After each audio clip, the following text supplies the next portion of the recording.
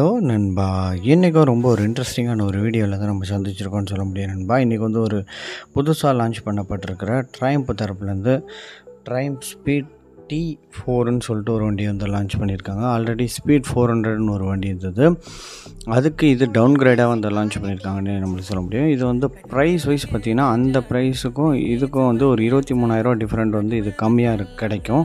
Plus இது வந்து touring பண்ணக்கூடிய ஒரு அருமையான ஒரு வாகனம்னே நம்மளுக்கு சொல்ல முடியும். வேறு என்னென்ன இதில் வந்து டவுன்கிரேட் பண்ணி கொடுத்துருக்காங்கன்னு சொல்லிட்டு இன்றைக்கான வீடியோவில் போய் பார்ப்போம். இதை லான்ச் பண்ணது லாஸ்ட் வீக் லான்ச் பண்ணாங்க.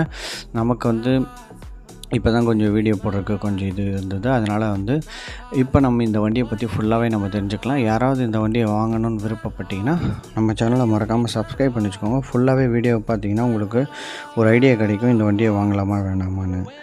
இப்போ தான் நம்ம சேனலுக்கு நீங்கள் ஃபஸ்ட் டைம் வந்தீங்கன்னா மறக்காமல் நம்ம சேனலை சப்ஸ்கிரைப் பண்ணி வச்சுக்கோங்க. பக்கத்தில் இருக்க பெல் ஐக்கனை கிளிக் பண்ணி வச்சுக்கோங்க. அப்போ தான் நம்ம போகிற ஒவ்வொரு வீடியோக்கும் உங்களுக்கு நோட்டிஃபிகேஷன் வந்துக்கிட்டே இருக்கும்.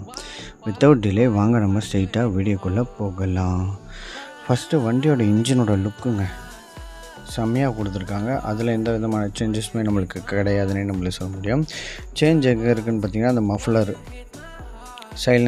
சைலன்சர் பொசிஷன் வந்து நம்மளுக்கு குரோம் ஃபினிஷிங்கில் வந்து நம்மளுக்கு கொடுத்துருப்பாங்க. வீடியோவில் பார்க்கும்போது தெரியும்.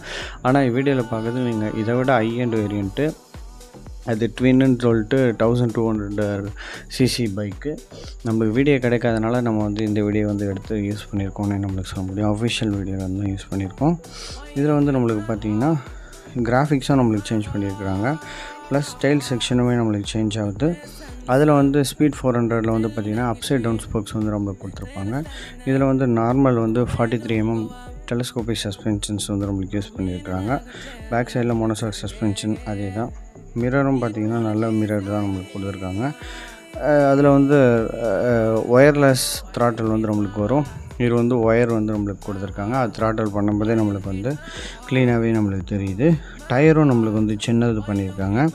ப்ரீவியஸாக வந்து கொஞ்சம் அதிகமாக இருக்கும் இதை விட. இதில் வந்து டயர் சைஸுமே நம்மளுக்கு கம்மி பண்ணியிருக்காங்க. அந்த மாதிரி ஒரு சில டவுன்கிரேட்ஸ் வந்து நம்மளுக்கு கிடைக்குது. ஆனால் ஒரு 13,000 கம்மியாகுதுன்னா பெரிய விஷயம் இல்லை. கண்டிப்பாக 13,000 கம்மியாக கொடுத்து வாங்குறதுக்கு நிறைய பேர் வந்து ட்ரையம்ப் தரப்புலேருந்து ஒரு வண்டியை வாங்கணும்னு நினைக்கிறவங்க நிறைய பேர் இருப்பாங்க.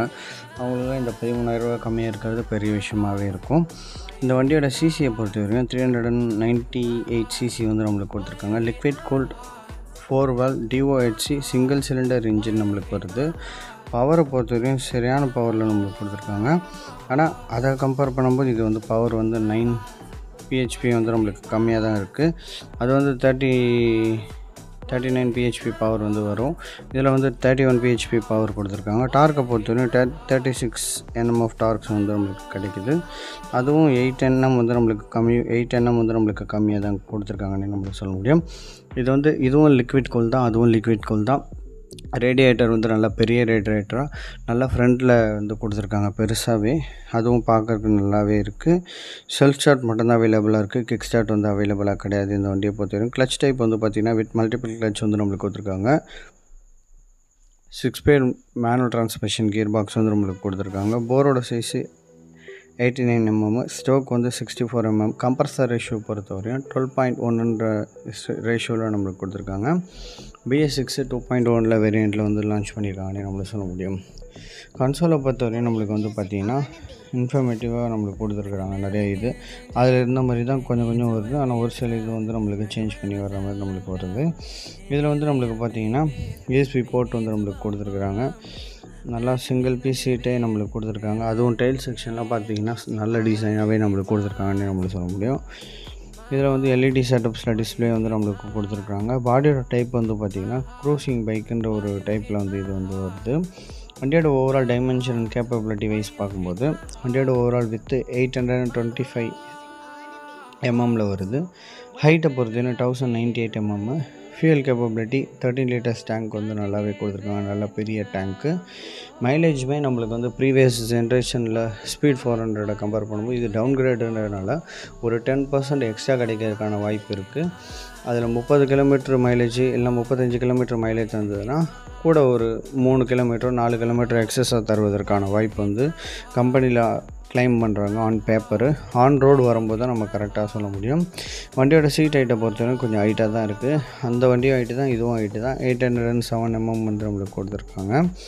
வீல் பேஸை பொறுத்தவரை 1406 mm வருது. வண்டியோட ஓவரால் வெயிட்டு 180 kilograms வெயிட் வந்து நம்மளுக்கு கொடுத்துருக்காங்கன்னு நம்ம சொல்ல முடியும். ஹெட்லைட் வந்து எல்இடியில் கொடுத்துருக்காங்க.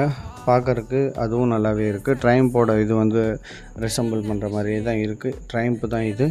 இருந்தாலும் நம்ம வந்து சொல்ல வேண்டிய கடமை. ஏன்னா இது கொஞ்சம் விலை கம்மியாக வர்றதுனால இதையும் கம்மி பண்ணிடுவாங்களோன்னு பார்த்தோம். இல்லை, நல்லாவே கொடுத்துருக்காங்க. அதில் இருக்க மாதிரி டெயில் செக்ஷனுமே நம்மளுக்கு எல்இடி தான். சிக்னல் லேம்புமே நம்மளுக்கு எல்இடியில் தான் கொடுத்துருக்குறாங்க. நம்மளுக்கு வந்து டேங்க்குக்கு பக்கத்தில் பார்த்திங்கன்னா கிராஃபிக்ஸ் வந்து சேஞ்ச் பண்ணியிருக்காங்க. அதில் வேறு மாதிரி இருக்கும், இதில் வந்து வேறு மாதிரி இருக்கும். பெயிண்டிங் குவாலிட்டியும் நல்லாவே கொடுத்துருக்காங்க. ஸ்பீட் 400 இருந்த மாதிரி தான். மற்றபடி என்ன டவுன்கிரேட் பண்ணி கொடுத்துருக்காங்கன்னு பார்க்கும்போது இதில் வந்து நம்மளுக்கு வந்து ஒரு சில டயர் சைஸ்லாம் கம்மி பண்ணியிருக்காங்க. அதை நம்ம வீடியோவில் பிட்வீனில் கடைசியில் வந்து நம்ம பார்ப்போம் எவ்வளோ அளவுக்கு வந்து நம்மளுக்கு கம்மி பண்ணியிருக்காங்கன்னு சொல்லிட்டு. டெலஸ்கோபிக் தான் கொடுத்துருக்காங்க, அதை நம்ம பேசியாச்சு.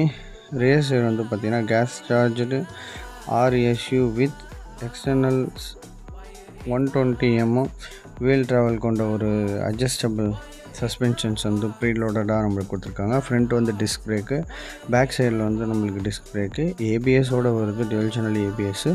ஃப்ரண்ட் சைடோட டயர் செக்ஷனோட சைஸை பொறுத்த வரையும் 110/70 17 inches வீலோட வருது. ரியர் சைடை பொறுத்த வரையும் 140/70 17 inches வீலோட வருது. வீலோட இது 2 வீலும் ஒரே சைஸில் தான் நம்மளுக்கு கொடுத்துருக்குறாங்க. நமக்கு அலாய் வீல் செட்டப்ஸில் தான் நம்மளுக்கு வருதுன்னு நம்மளுக்கு சொல்ல முடியும். அது போக பார்த்திங்கன்னா டியூப்லெஸ் டயர்ஸு, ரேடியல் டயர்ஸ் வந்து நம்மளுக்கு கிடைக்கும். ரோட்டில் grip வந்து நல்லாவே இருக்கும்னு நம்மளுக்கு சொல்ல முடியும். ஃப்ரேமை பொறுத்த வரையும் டம்ப்ளர் ஸ்டீல் வந்து நம்மளுக்கு யூஸ் பண்ணியிருக்கிறாங்க. சப் ஃப்ரேமோடு நம்மளுக்கு கிடைக்கும். நல்ல வந்து ஸ்டெபிலிட்டி கிடைக்கும். இந்த வண்டி வந்து ஒரு 110 கிலோமீட்டரில் வந்து நம்ம வந்து ஈஸியாக க்ரூஸ் பண்ணி கொண்டு போக முடியும்னு சொல்லிட்டு வண்டியோட ஆன் பேப்பர் வந்து நம்மளுக்கு தெரியுது. ஆன் ரோட்டில் வந்து கண்டிப்பாக இதை விட நல்லாவே பெஸ்ட்டாகவே இருக்கும். ஏன்னா ட்ரைம்போட வண்டிங்க இன்ஜின் வந்து நம்ம எந்த விதமான ஒரு குறையுமே சொல்ல முடியாது. டாப் நாச்சாக கொடுத்துருப்பாங்க. அதே போல் தான் இதுலேயும் நம்ம கொடுத்துருப்பாங்கன்னு நம்ம வந்து சொல்ல முடியும். நல்ல ஒரு அருமையான ஒரு வண்டி ட்ரைம்ப்பு. பஜாஜும் இவங்களும் கொலாபரேட் பண்ணி இந்த மாதிரி பைக்ஸ்லாம் வந்து லான்ச் பண்ணுறது கொஞ்சம் நல்ல விஷயமா இருக்குது. இன்னும் பஜாஜ் தரப்புலேருந்து ட்ரைம்ப்பு ஏதாவது ஒரு வண்டி விட்டாங்கன்னா இன்னும் சீப்பராக நல்லா பெஸ்ட்டாகவே நம்மளுக்கு கிடைக்கும். அதுவும் நம்ம வந்து ஃப்யூச்சரில் வந்து வருவதற்கான வாய்ப்பு இருக்குது. கண்டிப்பாக வரும். அதுவும் நம்ம வீடியோ போடுவோம் கண்டிப்பாக இந்த வீடியோ உங்களுக்கு ஒரு கிளாரிட்டி கிடச்சிருக்கும்னு நினைக்கிறேன். இதோட ப்ரைஸ் வந்து பார்த்திங்கன்னா 2,17,000 நம்மளுக்கு ஸ்டார்ட் ஆகுது. அப் டு 2,50,000 வரையும் நம்மளுக்கு ரேட் வந்து வேரி ஆகும்னு நம்மளுக்கு சொல்ல முடியும். அந்த மாதிரி நிறையா டவுன்கிரேட் பண்ணி இந்த வண்டி வந்து ஒரு காம்பேக்டான ஒரு சிட்டி டிரைவிங்க்கு ஏற்ற ஒரு வண்டியாகவே இதை நம்மளுக்கு கொடுத்துருக்காங்கன்னு நம்மளுக்கு சொல்ல முடியும். மற்றபடி வேறு எந்த சேஞ்சஸாவது நான் விட்டுருந்தேன்னா மறக்காமல் கீழே கமெண்ட் செக்ஷனில் கமெண்ட் பண்ண நானும் தெரிஞ்சுக்கிறேன். ப்ளஸ் உங்களுக்கு இதை போல் எந்தெந்த வீடியோ பண்ணணுன்னு சொன்னீங்கனாலும் நானும் வீடியோ போகிறதுக்கு ரெடியாகவே இருக்கேன். பைக்கு, காரு ஏதாவது ரிவ்யூ பண்ணணுன்னா நான் ரெடியாகவே இருக்கேன். மறக்காமல் கீழே கமெண்ட் செக்ஷனில் கமெண்ட் பண்ணுங்கள். மறக்காமல் நம்ம சேனலில் சப்ஸ்கிரைப் பண்ணி வச்சுக்கோங்க. தேங்க்யூ ஃபார் வாட்சிங் திஸ் வீடியோ. தேங்க்யூ காய்.